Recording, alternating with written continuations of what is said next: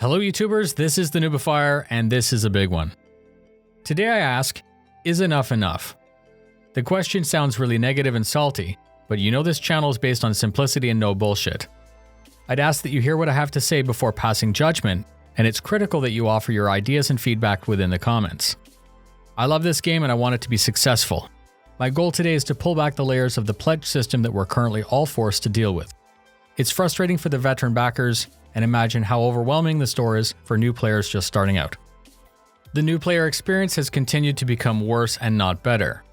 If every other part of the Star Citizen project is industry leading, why is the most basic part, the new player experience, allowed to be so very bad?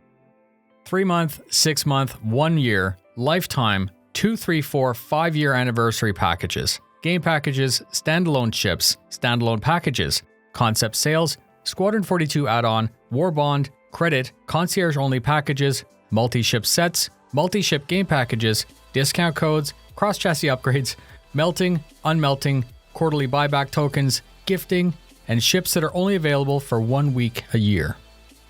The members of the org I'm part of spent hours brainstorming and discussing. We feel pretty strongly that the subject is important, so we ask that you share this with your org and discuss what we suggest. We begin first by exploring how the system got so broken. Ever since the Kickstarter, as backers asked for more changes, the new store systems were layered on top of the others. We start at the beginning. Would-be backers were presented a fantastic game concept that required their financial support, and for that, they were offered a selection of pledge options. The perks that were promised for early backers included limited physical items, limited in-game items, and in some cases, lifetime insurance. Despite being told otherwise, at the time, citizens decided that lifetime insurance would be a huge advantage. LTI was likely the main deciding factor, which appealed the most to those who were undecided about the project. History shows that the Kickstarter was a huge success, and we thought LTI would no longer be offered in the future as the development continued. A perk for those who risked their pledge money at the start of the development. A second pledge option allowed us to expand our fleet beyond the game package with an option of a standalone ship. Artificial scarcity was introduced right from the start. Some ships were always available, and some ships would be available during special events called ship sales. The original choice of the wording ship sale has always been a little bit confusing to new citizens. For sale, as in available, versus on sale, as in available at a reduced price. As new ships continued to be brought to concept, the lifetime insurance was always offered as a concept sale perk. Backers thought once again that the concept sale would be their only opportunity for lifetime insurance. Some ships like the Phoenix, the 890 Jump, and the Cap ships were sold in limited numbers with LTI. As of right now, this is mostly true. The recent release of a previously limited ship with an even more limited skin, which included LTI, was seen as a big slap in the face to some. The panic always sets in as humans by nature are collectors. People make choices based on what they know at the time. These obviously drive the sale up, pushing the funding even higher. Backers wanted the ability to change their minds and change their fleets. Backers could exchange a pledge for credit, preserving 100% of their pledge value. This became known as melting, and the melted store credit could be used in the future towards purchases. Gifting a pledge was also an early option if that pledge was bought fully with new money. Melting a rare package meant that you would also melt your backer perks. As newer ships were announced, the original constellation you bought years ago may seem less appealing than the new carrack that was just announced. You'd have to choose between the original ship or upgrading and losing your perks. Customer service was helping backers with these upgrade requests on an individual basis, but the manual nature meant an expanding backlog. The CCU or cross-chassis upgrade system was introduced and it would clear the backlog. Backers could now upgrade any ship to any other available ship of equal or greater value. Each year, as the ships became available, the CCU options expanded to include the limited ships. A major side effect was that the players could now stockpile CCUs during the sale, making those limited ships available whenever the player wanted. Up to now, the system had become a little bit confusing, but the original backers had the majority of their early perks intact. Early backers, you might become upset with the rest of the suggestions within this video, but I wanted to remind you of a special day in November 2015. The P-72, then the Argo, then the 85X, the Dragonfly, the Nox, and the X1 concept sale. The first day that the P-72 was sold in November 2015 was the day that the original backer's exclusive perk of LTI was neutralized and became available to all citizens. Because that ship was only $30 and had LTI, it could be used to add lifetime insurance to any ship. After November 2015, it was possible then for any citizen to get LTI with only a handful of exceptions. There was also a second system at work here. The escalating yearly anniversary sale insurance perk reward has also eroded any limited aspect of lifetime insurance. What Ben Lesnick has said for years is true. LTI has now evolved to be a minimal perk. I can find no instance of any official release saying anything to the contrary. LTI is a thing only because we told ourselves it was. So year after year, the anniversary sale comes and goes, adding a longer insurance period. Some backers have calculated that the last 5 years' insurance is effectively lifetime insurance. Even if it's calculated by game time, you would need to fly that ship exclusively and constantly for the grace period to run out.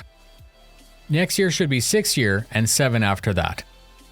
Can we then not accept that the original perk has actually become completely irrelevant? LTI tokens and anniversary sales ensures that there's no reason to ever pay for insurance. Insurance was planned to be one of the many in-game money sinks. So if everyone's able to get free insurance anyways, the insurance money sink won't matter and we're left with costs such as maintenance, taxes, and fees. CIG, step 1 is to put LTI on everything. All ships, all game packages, original or not, get LTI. The player that actually needs LTI the most is the new player. They research ways to find it because it's not available, often ending up on eBay. Nobody feels like they've made the right choice if they know that there's a better or safer package somewhere else. Step 2 has to do with artificial scarcity. I have spoken about artificial scarcity in the past. Selling some ships during a very narrow window in November creates a mild panic and results in a mad dash to stockpile CCUs. CCUs, when combined with LTI tokens, feed the gray market. Regardless of the reputation of some sellers, there should be no need for any player to go to the market. CIG probably thinks that the yearly week-long influx of money is actually boosting the funding. I'm sure that if all the ships were available all year, CIG would actually come out better. Tax season, birthdays, and other windfalls throughout the year are missed opportunities. I just got my taxes back and I want an Orion. If the ship was available right now, I would have added it to my fleet. My current options are gray market or wait till November. I know I won't have that money in November because the money will become a graphics card or something else. Therefore, a missed opportunity. So suggestion 2 is to make all ships, with few exceptions, available in store all the time. With that, we can execute part 3, which is to phase out the CCU system, the buyback system, and the buyback tokens. If all ships are on sale all the time with lifetime insurance, we don't need a CCU system, and players won't need a gray market. Their pledge money will actually count towards their concierge rewards the way it should. We could research the ship that suits our gameplay, and then simply buy it in the store. How streamlined would that be? We came up with a possible timeline so that nobody would be blindsided by the changes. A possible scenario could look like this. May 2018. Any ship in a package or standalone now has LTI. All announced ships are perpetually available in store, with some exceptions. All CCUs become available in store until further notice, with some exceptions. All eligible items in buyback can be bought with credit until further notice. This is effectively unlimited buyback tokens. When combined, this gives all players 2 months to adjust their multi-ship packages. July 2018. All CCUs and the CCU system disappear. If they had value, it's returned to you as store credit. November 2018. All buybacks and the buyback system disappear. We don't need CCUs and buybacks because the ships are available. We don't need to CCU tokens for LTI because it's already available on all the ships. The org then discussed the new concept of a concept sale. What would the incentive be for a backer to pledge during a concept sale if it was going to be available anyways? That incentive has always been part of its name. Sale. Here's a scenario to explain. A new ship is being released on concept, exactly like normal, and it can even still include warbond and non-warbond options. The announcement on Thursday during Around the Verse is that the brand new Aegis Stormfire is going to go on sale Friday for 2 weeks. $100 for a light stealth fighter. After 2 weeks, the Q&A has come out, people have decided to add it to their fleet, and the sale is over. The Aegis Stormfire remains available in the store, but the ship is now $125 after the sale. Those citizens who change their mind can melt it for the next concept. If they change their mind again in the future, they simply buy it at the normal non-concept price of $125. The concept sale price is the perk. It exists only for those players who buy and keep the new Stormfire. No hoarding of CCUs or stockpiling them in Meltback. We then discussed what to do with all these multi-ship packages. If the CCU system was removed, the package that you bought would technically be locked. We proposed that group ships within a package would be given the ability to melt some before being left with a melt all option. Once again, here are some scenarios to explain the possible solutions. The 5 Nox pack with LTI was originally $185, but the ships themselves would be $200 if bought separately. In this case, the suggestion is that you'd be able to melt them individually from the set. Your melts would let you adjust it to suit your actual needs. Your initial melts would refund the discounted Nox price because the Nox 5 pack was discounted. Melt 1, leaving 4, and get $35 as credit. Melt a second and get another $35 as credit. If you decide to melt again, you'd melt the pack for $110, which returns the full melt value and all the flare items in the pack. Care would need to be taken to calculate the individual melt value to prevent players from exploiting a loophole. The second scenario I present to you starts as the same 5 pack, but 3 were upgraded. The package now contains a Carrack, a Reclaimer, an Orion, and 2 Nox. It's important to be able to melt parts of a set. Backers who wish to change one ship would be penalized heavily. Here the base 180 was upgraded once for 310 to a Carrack CCU. The Carrack was 350 at the time. It was then upgraded a second time for 310 with the Reclaimer CCU. The Reclaimer was also 350 at the time. And finally upgraded a third time for 285 with an Orion CCU. The Orion is 325. The Nox 5 pack now has a total melt value of 1,085, and the players decided that the Reclaimer is too much ship.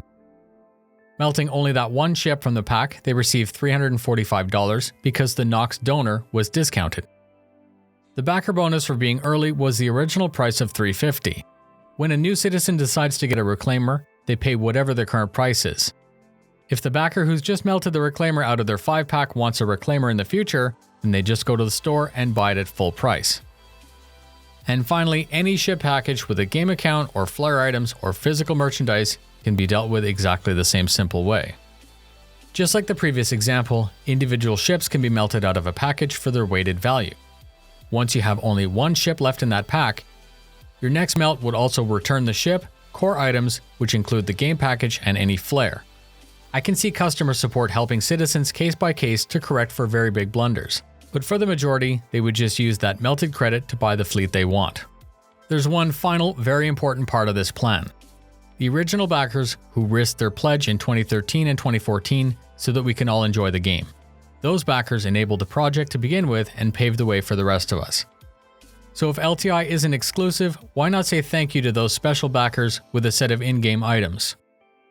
The system already exists for the concierge level backers as gold armor and gold weapon skins based on their pledge level.